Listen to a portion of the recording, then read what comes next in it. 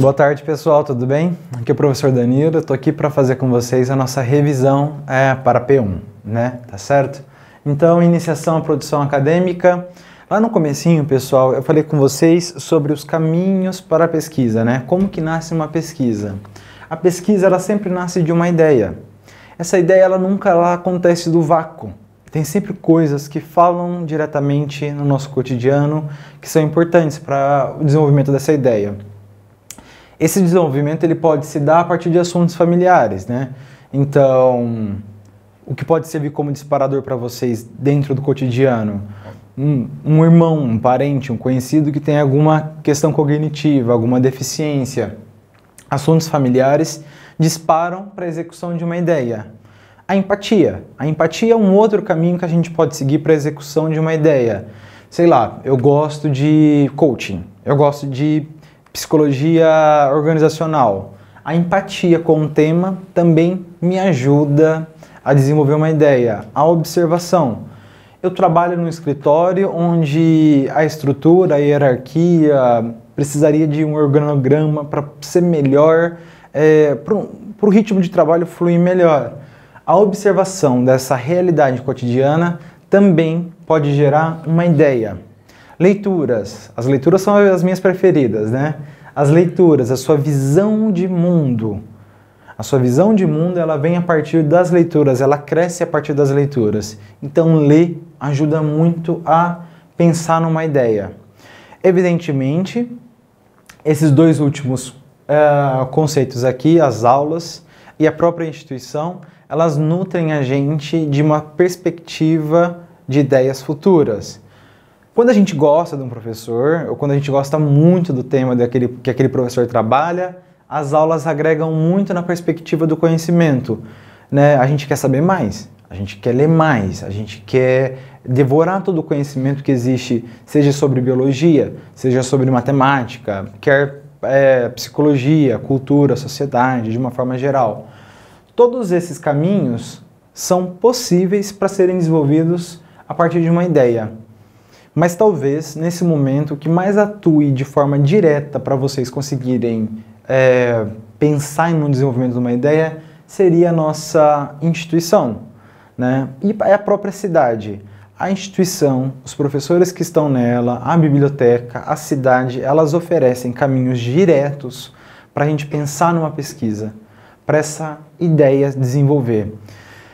Como exemplo disso, lá na aula eu falei para vocês do caso Marilã, né? No caso Marilã a gente discutiu bastante as possibilidades de crescimento econômico daquela empresa. Lembrem disso, quando vocês forem pensar numa questão geográfica e institucional.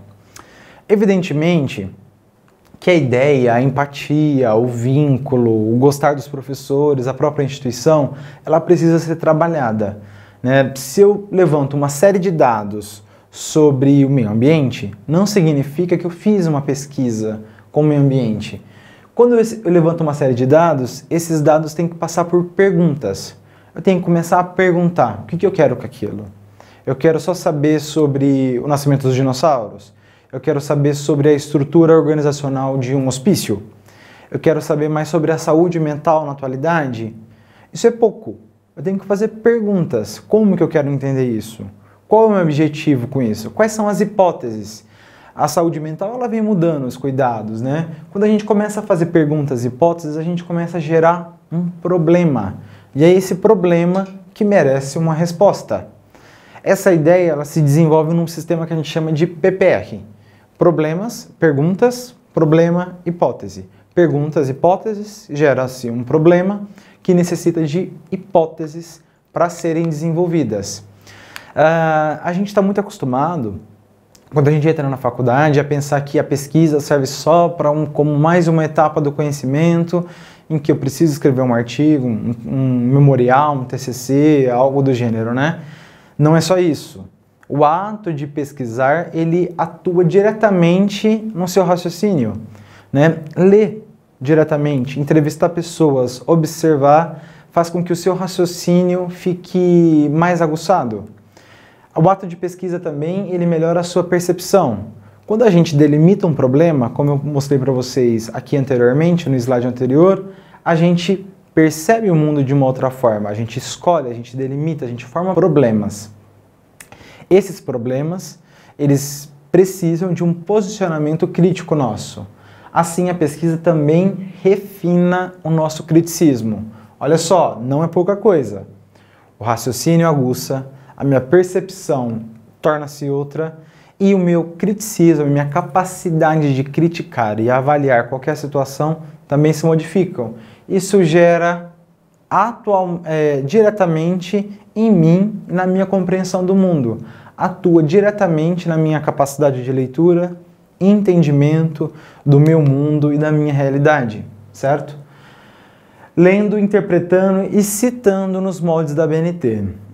Se vocês pararem para pensar, todo o material que a gente levanta, a gente tem que mostrar ele de forma adequada. Não dá para cada um escolher um jeito específico de citar ou de referenciar o autor. Por isso que a Associação Brasileira de Normas Técnicas, ela estipulou regras específicas para a gente citar as pessoas que a gente lê, certo? Existem várias formas para citar um livro, a tese, a dissertação, um artigo, materiais diversos, né?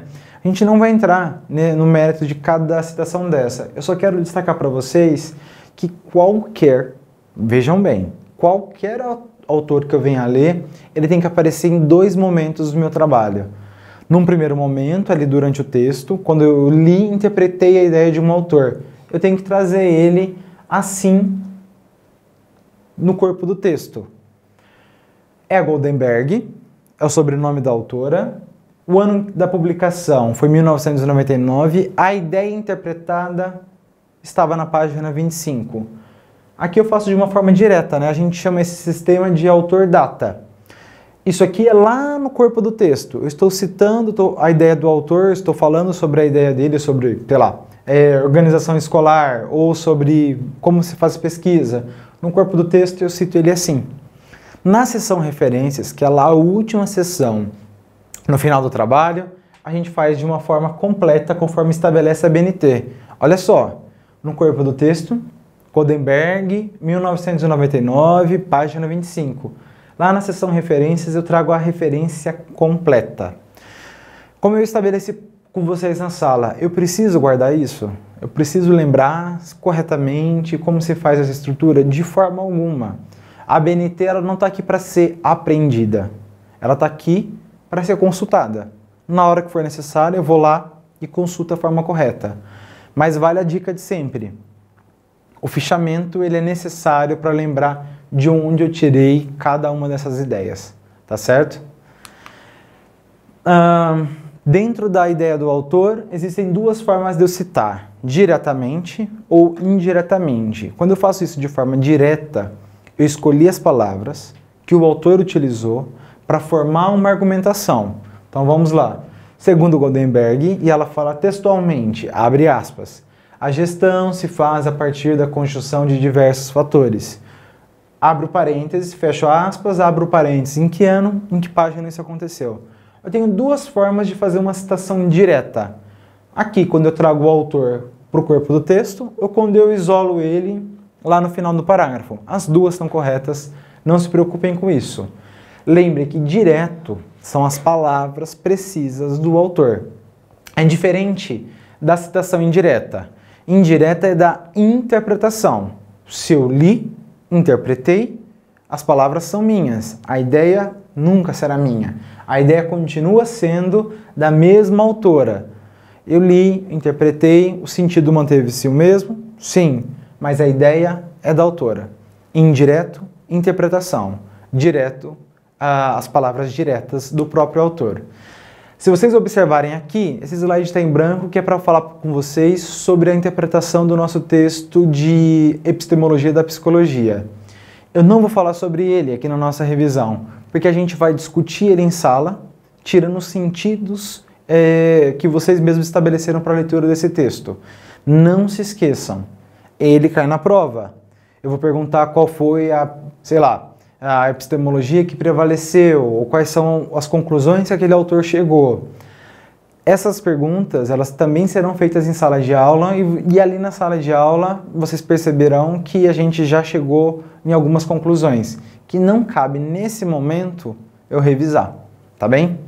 Não se preocupem com a prova, ela é uma prova construída a partir daquilo que vocês estudaram, não tem nada de decoreba, né, de decoração e tal. Então, perfumaria também não tem, são coisas a partir do estudo de vocês. Estudou? Tá valendo, tá bem? Muito obrigado, uma boa P1 e a gente vai se vendo. Até mais.